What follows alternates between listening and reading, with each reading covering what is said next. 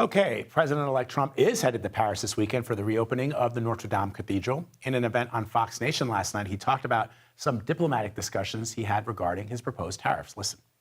I spoke with Canada, and Justin came flying right in because we talked about 25% tariffs. That's just a beginner. The new president of Mexico, very nice woman, and we had a very nice conversation, but she said, "Why are you doing this to me?" I said, "I'm not. I'm just putting a lot of tariffs on because you're allowing criminals to pour into our country, and we can't allow that anymore." And it stopped. It stopped. It was so fast. All right, joining me now is CBS News congressional correspondent Nikole Killion, who's here in New York, here in Studio 55. Good to see you. You too, Vlad. All right, somehow I could be wrong, but from all the official statements that the president of Mexico has made regarding her discussions with the president-elect, somehow the fact that she said, "Why are you doing this to me?" never came up. So that's what the president-elect says. What are some of the other things that we heard from him last night?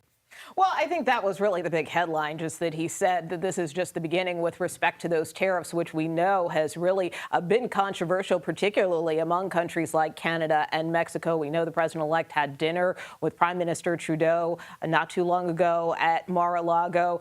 Both leaders said that they had a good, productive conversation. But at the same time, Prime Minister Trudeau made clear, that he was concerned about the potential impact that such steep tariffs could have on Canadians, but also on American citizens here at home in terms of potentially raising prices. And I think Mexico's president, for her part as well, has also indicated that she and her country have been very aggressive with respect to drugs and trying to stop the flow of drugs from coming into both of their countries, which has been a concern of the president-elect, and why he's pushing these tariffs to kind of put more pressure on these countries to stop the flow of drugs from coming over the border. But that being said, these conversations continue, and certainly both leaders taking it very seriously.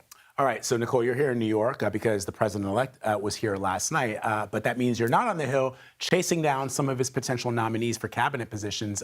What are you hearing about the nomination, the nominee for Attorney General Pete Hegseth? What's the latest there?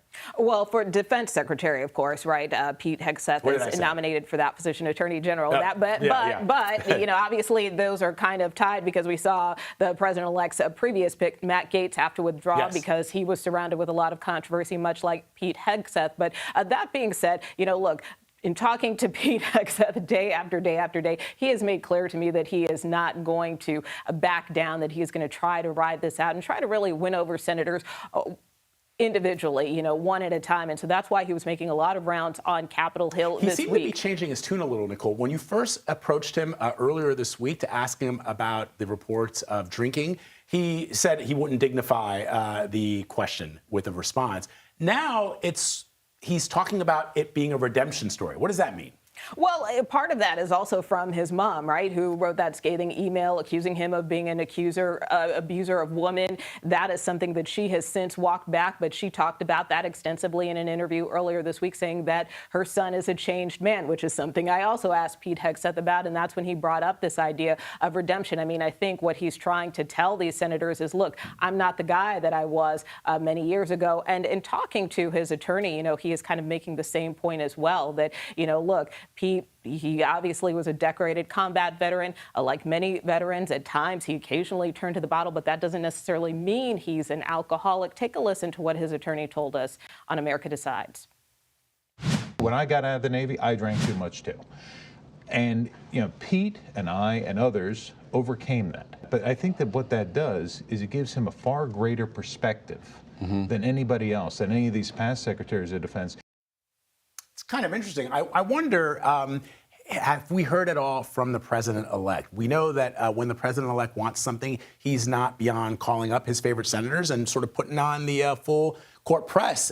Is he doing that in this case? Yeah, it sounds like he's not, but he is defending Pete Hegseth. And this morning on his Truth Social post, he called him a winner, indicating that he still stands by Pete Hegseth. That is something Hegseth also told us earlier this week, that he's been in touch with the president-elect constantly, that he has his full support. So having that endorsement does help. But again, going forward, whether or not that carries a lot of sway with senators who have their own minds remains to be seen. All right, Nikole Killion here in New York in the flesh. Good to see you. Thank you very much. Have a wonderful weekend.